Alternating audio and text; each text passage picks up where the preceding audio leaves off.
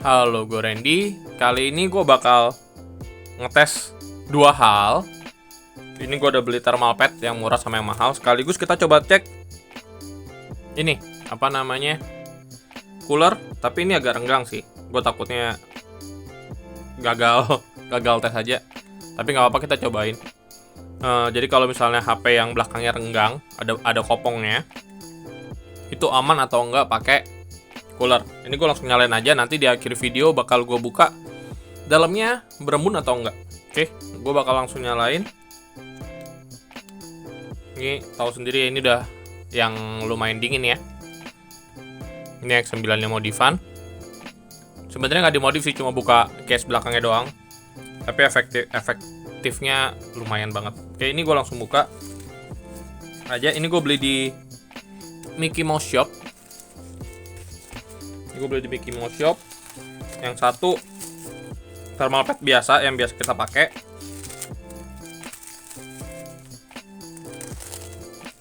Yang satunya lagi itu thermal pad yang harganya 185.000. Menurut spesifikasinya itu bagus banget. Jadi 17 W per MK. Jadi transfer thermalnya itu bagus banget ceritanya. Oke, ini gue beli 4. Ini 4 piece. Ininya 1. Oke, gue coba cek. Ya, ini sesuai ya. 4 sama 1 belinya.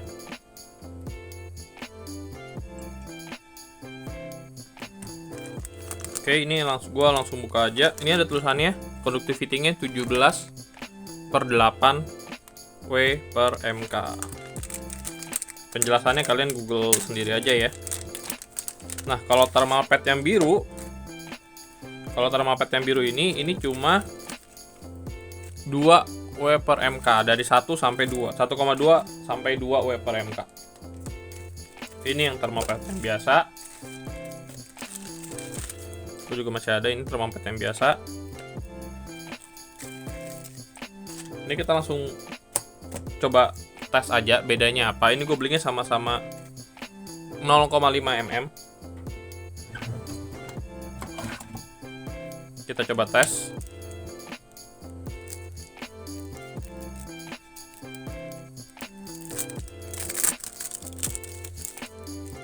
Ini masih ada plastiknya ya, jadi kita buka dulu sedikit. Nanti gue bakal bandingin di cooler N5.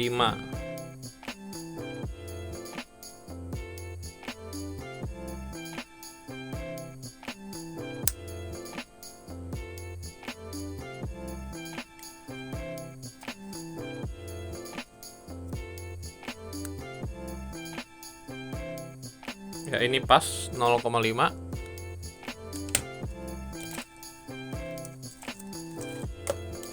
Dan kalau yang ini packagingnya beda.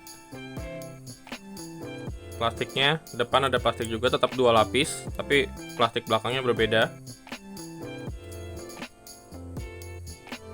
Plastik putihnya yang tebal. Sebenarnya sama-sama satu plastik tebal, satu plastik tipis, cuma plastik tipisnya ini warna biru.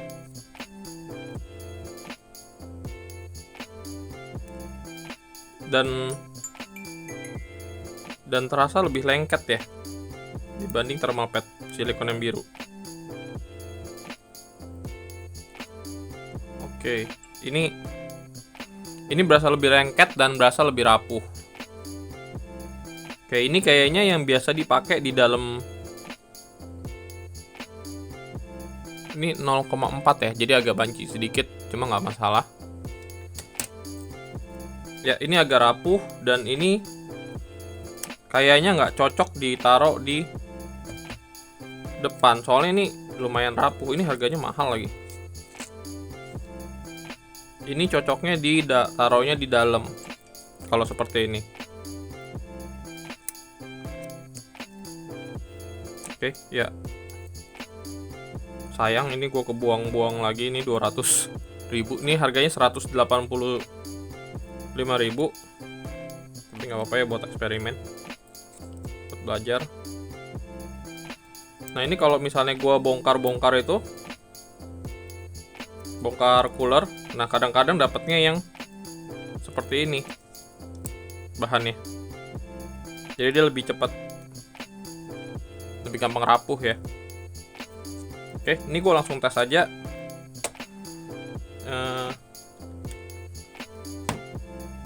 Sebelumnya kita coba mikroskopin dulu.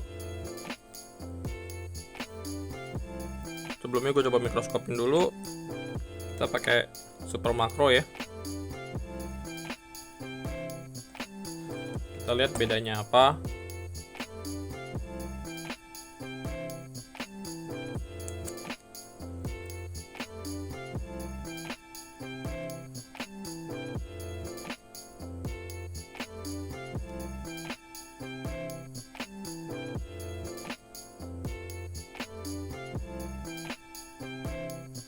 Ya, ini hampir mulus ya permukaannya.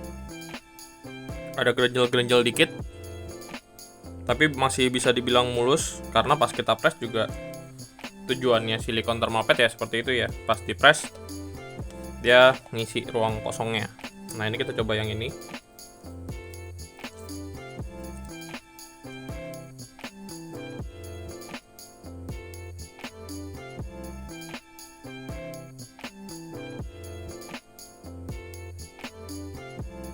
Ini teksturnya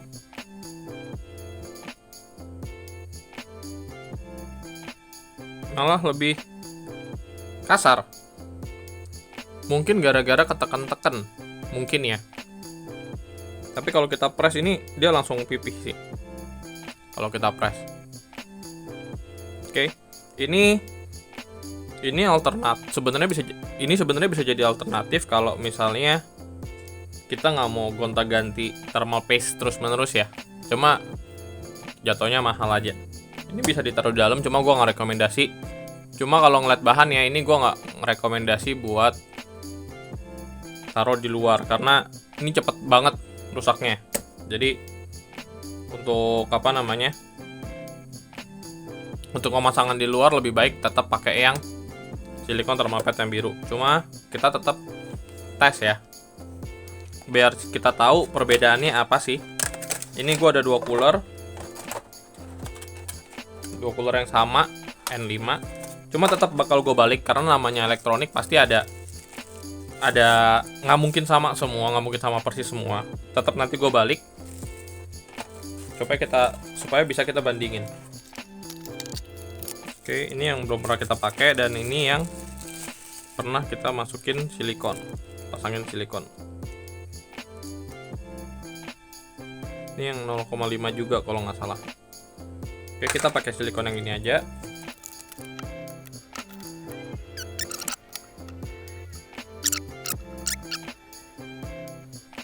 Ini rapuh banget, asli. Jadi harus hati-hati ya, makanya juga. Nah, itu aja udah kesobek. Gampang banget kesobeknya. Ini gue nggak potong deh. Ini gue nggak potong.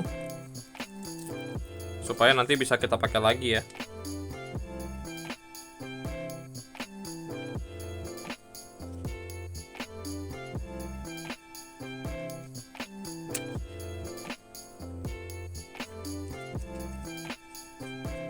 Oke, gue pasangnya seperti ini aja.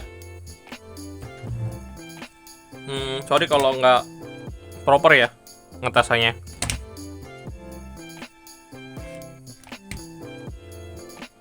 Oke, kita langsung coba tes.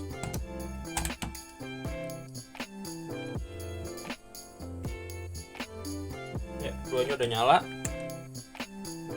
16. Ini 14,9 langsung. Ini nggak usah lama-lama ya kita tesnya ya. Ini udah menit ke 12. Ini X9 di di handphonenya 7,5. Ini malah 9,5.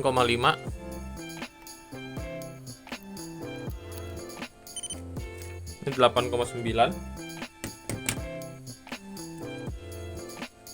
Ini gue pegangin terus supaya belakangnya nggak ke ini ya, nggak ketutup. Udah 4,5. Ini 8,0. Nanti kita coba balik posisinya.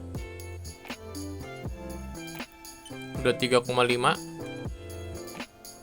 Tetap di 8,2 ya. Oke, kita langsung buka aja. Tetap lebih baik. Nah, kita cek faktor lainnya dengan cara kita balik.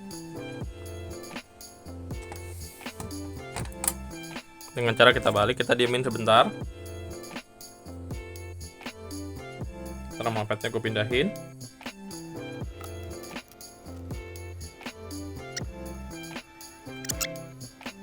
Jadi ini emang nggak cocok untuk bagian luar ya, seharusnya dari teksturnya ya, maksud gua. Cuma kalau untuk tes ini kita harus tetap cobain.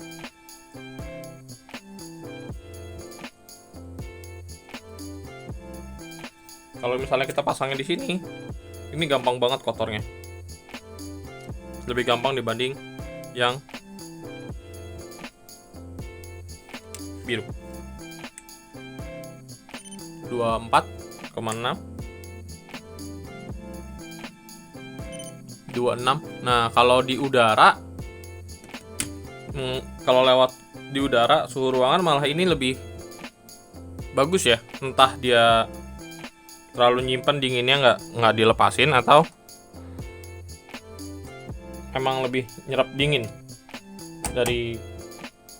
Oh, harusnya dia lebih nyerap dingin karena logikanya, karena ini suhunya di 22.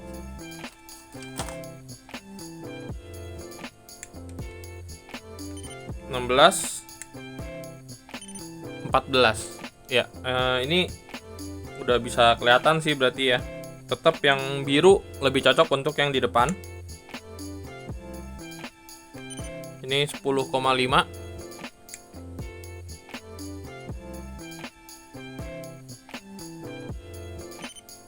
Ya, mendekati. Kemungkinan ini lebih dingin dibanding yang ini berarti. Ini yang udah pernah kita bongkar ya, kalau nggak salah. Udah pernah ganti pasta. Ini 9,5.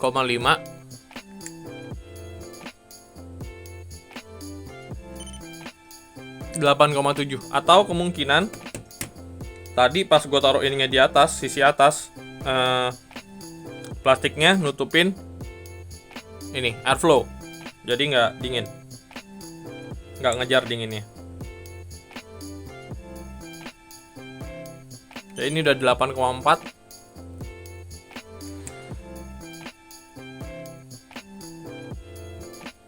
Ini 7,7. Jadi perbedaannya sebenarnya nggak terlalu signifikan. 7,4. Oh, sama-sama 7,4. Ya, sama aja. Wah, ini mantap. 7,3.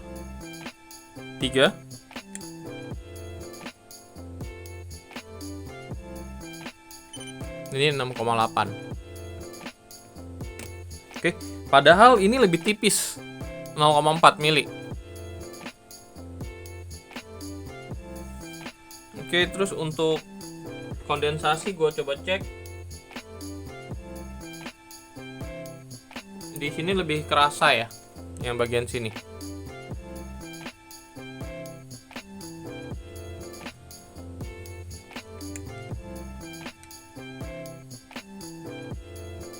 Dapat 7 juga.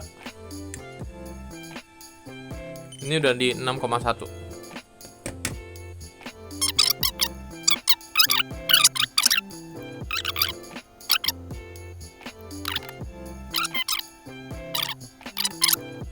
Karena di sini udah sampai 6, tapi di sininya masih 23, jadi dinginnya juga nggak terlalu keluar ya. Soalnya suhu ruangan gue juga masih di 22. Jadi dinginnya nggak ke kanan kiri, tetap atas bawah. Kayak di silikon thermalpad yang ini. 5,9.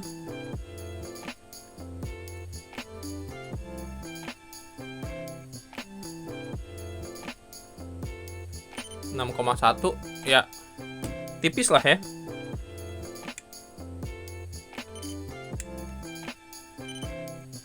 Sama-sama 1 6,5, 1 6,6 ya. Oke. Gue udah berani ngambil kesimpulan sih. Jadi menurut gue nggak perlu untuk di bagian luar ya, untuk di bagian luar nggak perlu beli yang semahal ini sih, kecuali kalian mau pakai di dalam. Kalian mau pakainya di dalam buat gantiin gantiin pasta supaya lebih bersih aja, kalian bisa pakai yang ini. Karena kita belum coba untuk sisi panasnya ya, transfer panasnya. Ya kurang lebih kayak gitu sih, kurang lebih kayak gitu. Menurut gua nggak usah dibeli sih yang mahalnya, penggunaannya beda. Nggak cocok untuk cooler, maksudnya nggak cocok untuk cooler bagian luar. Oke.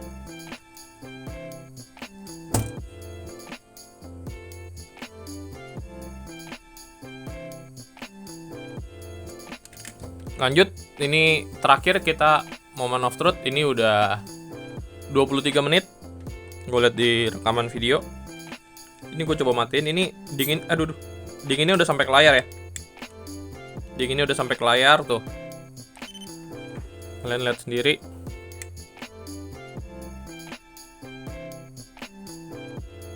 Dinginnya sampai ke layar. Kalau udah begini berarti dinginnya nyampe ke body.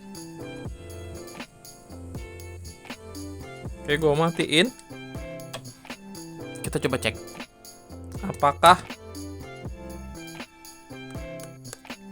apakah ada airnya.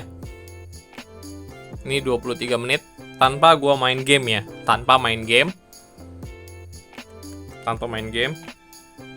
Kita coba buka. Ini kebetulan emang lemnya udah pernah gue bongkar. Nggak ada titik air sama sekali ya. Nggak ada titik air sama sekali. Di backdoor nggak ada. Udah 23 menit. Kalau kalian request mau berapa menit, nanti gue coba praktekin lagi. Yah.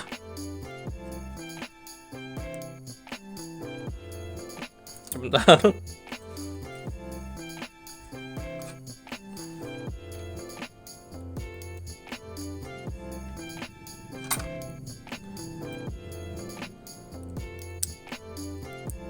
Kita coba cek bagian dalamnya. Ini nggak ada air juga ya. Dingin. Baterainya dingin, tapi nggak ada airnya. Kita coba cek suhu baterainya. Nggak mungkin sampai 0 juga. Titik baterai terendah kan 0. Ini juga nggak sampai 0. Dan di 17-an malah bagus ya. Ini gua sengaja taruh dalam ya. Karena NFC-nya juga nggak berfungsi, jadi gue taruh dalam aja. Ya dan di sini juga nggak ada titik-titik air. Aman. Oke. Terbukti ya. Jadi cooler, walaupun kita diemin dulu di awal, tuh nggak bakal ada masalah. Ini kita lihat kamera juga nggak kenapa-napa karena gue taruhnya bukan di kameranya. Tapi kalau misalnya gue taruh ini coolernya di kamera, kita taruh seperti ini tuh ada gap, ada jarak antara kaca dan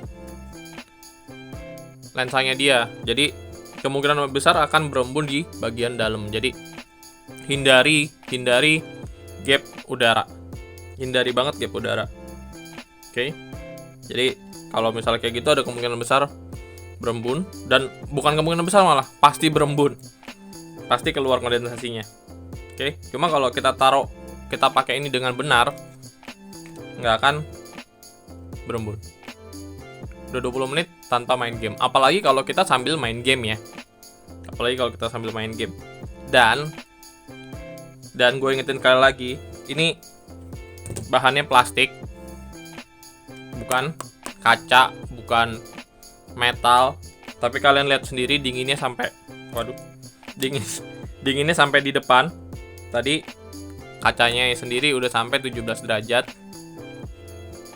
Ini bukan metal, dia cuma dari plastik.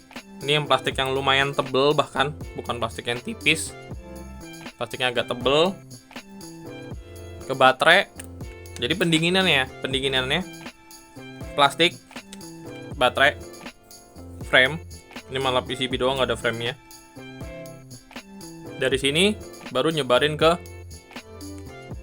CPU-nya. Cuma kalau yang kayak gini, kebetulan nih kalau yang kayak gini ini nyebar ke CPU-nya kemungkinan kurang. Makanya harus kita tambahin lagi sesuatu lah, supaya bisa bantu nyebarin dingin coolernya ke chipset.